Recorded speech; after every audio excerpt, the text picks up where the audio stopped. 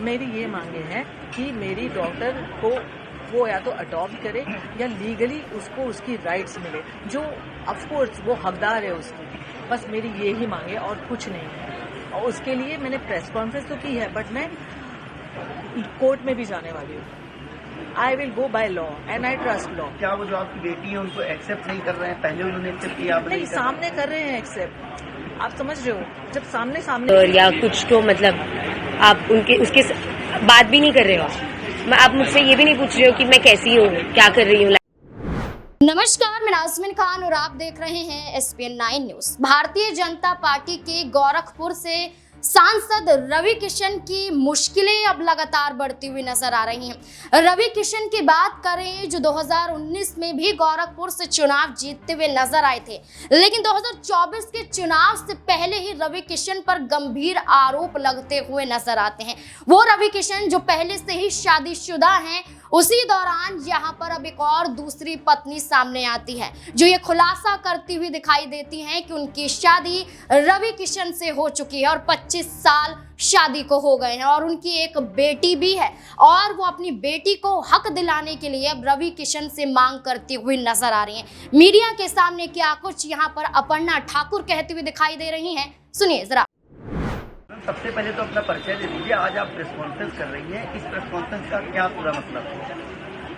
मेरा नाम अपर्णा है और ये प्रेस कॉन्फ्रेंस का ये मतलब है कि मैं चाहती हूँ कि मेरी बिटिया जो रवि किशन की डॉटर है, उसको उसका हक मिले, उसके अधिकारों के लिए मैं ये प्रेस कॉन्फ्रेंस भी कर रही हूँ और मैं कोर्ट भी जाने वाली हूँ। एक बड़ा आरोप आप लगा रही हैं। हाँ, किस रवि मैं किशन आरोप की नहीं लगा रही हूँ। किस रवि किशन की बात कर रही हैं? पहले ये बताइए। मैं जो रवि किशन है उन्हीं की बात कर रही हूँ, जो आप कह रहे हैं।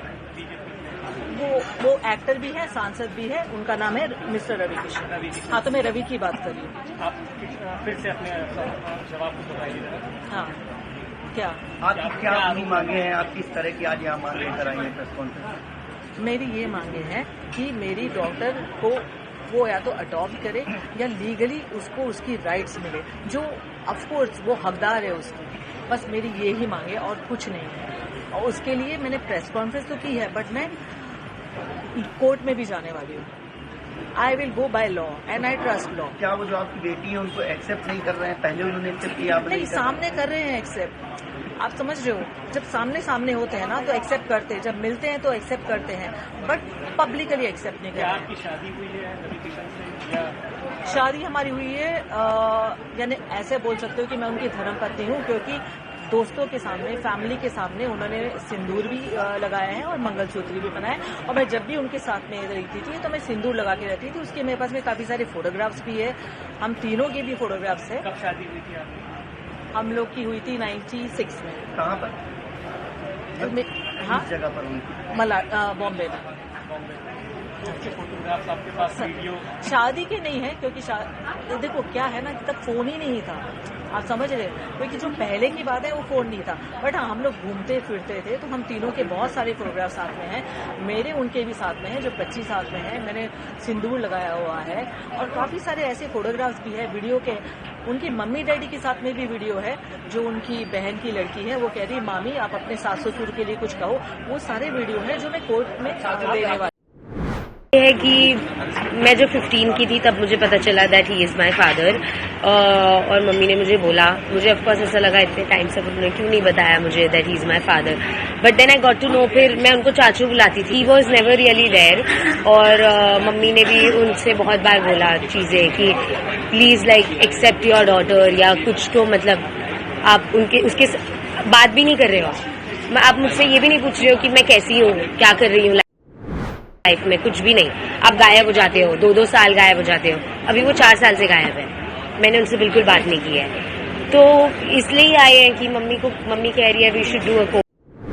अपर्णा ठाकुर ने ये कहा है कि रवि किशन ने उनसे शादी की है, लेकिन आधिकारिक तौर पर अभी तक कोई भी वो यहाँ पर ऐलान करते हुए नहीं आए, यानी कि सार्वजनिक रूप से उन्होंने ये खुलासा नहीं किया है कि अपर्णा ठाकुर उनकी पत्नी हैं और उनकी एक बेटी है, बल्कि रवि किशन यहाँ पर सिर्फ और सिर्फ राजनीति करते हुए नजर आए हैं। अपर्णा ठाकुर तो ये भी कहती हुई नजर आई है कि जरूरत पड़ी तो DNA कराने के लिए भी मजबूर हो जाएंगी, कोर्ट का रुख भी करती हुई नजर आएंगे। लेकिन जहां अपर्णा ठाकुर ये बड़े बड़े आरोप लगाती हुई नजर आ रही है, तो वहीं रवि किशन की पहली पत्नी प्रीति सामने आती है और एक एफआईआर दर्ज यूपी में करवाई जाती है और यहाँ पर प्रीति कई बड़े खुलासे करती हुई दिखाई देती है। ये भी कहा जाता है कि जो एफआईआर यहाँ पर करवाई गई है वो इस महिला के खिलाफ भी है, उस होटल मालिक के खिलाफ भी है, जहां पर बैठकर वो ये एक बयान देती हुई नजर आ रही हैं। जो वीडियो अपलोड किया गया है उस यूट्यूबर के खिलाफ भी यहाँ पर प्रीति ने एफआईआर दर्ज करवाई है। इसी के साथ साथ समाजवादी पार्टी के नेता विवेक के खिलाफ भी यहाँ पर एफआईआर दर्ज करवाई गई है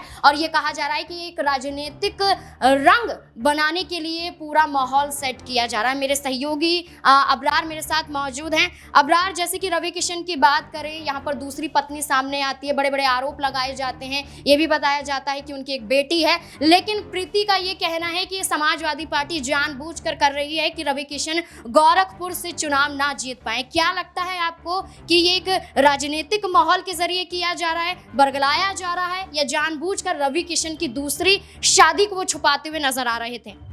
देखिए, ये एक तरीके से जो है जांच का विषय है, क्योंकि इस पूरे मामले को लेकर के ये भी प्रश्न उठ रहे हैं कि आखिरकार वो महिला जो है इतने दिनों बाद और जब उसकी बेटी इतनी बड़ी हो जाती है तब जा कर के इस तरीके के आरोप क्यों लगा रही है और चुनाव के समय ही क्यों लगा रही है। तो ये तमाम ऐसे जो है बड़े प्रश्न हैं, लेकिन उसके बावजूद भी रवि किशन के लिए एक जो है एक बड़े झटके के तौर पर ये देखा जाएगा, क्योंकि चुनाव सर पर है और जाहिर सी बात है कि जनता के बीच इसका मैसेज जो है वो गलत जाएगा और इसको लेकर के जब एफआईआर दर्ज की गई है, जाहिर सी बात है कि ये जब केस चलेगा तो ये जो है केस लगभग आप कह सकते हैं कई महीनों तक चल सकता है और इस बीच में जितनी टीका टिप्पणी होगी, बयानबाजी होगी, उसका कहीं ना कहीं रवि किशन के चुनावी जो है दाव पर असर पड़ सकता है। अब इसको लेकर देखा जाए तो जो है रवि किशन की पत्नी वो लगातार एग्रेसिव हो करके इस पूरे मामले को खारिज कर रही हैं और ये कह रही हैं कि इसको लेकर के साफ तौर पर जो महिला के आरोप हैं वो बेबुनियाद हैं और इस पर उन्होंने सख्त कदम उठाने की भी बात कही है।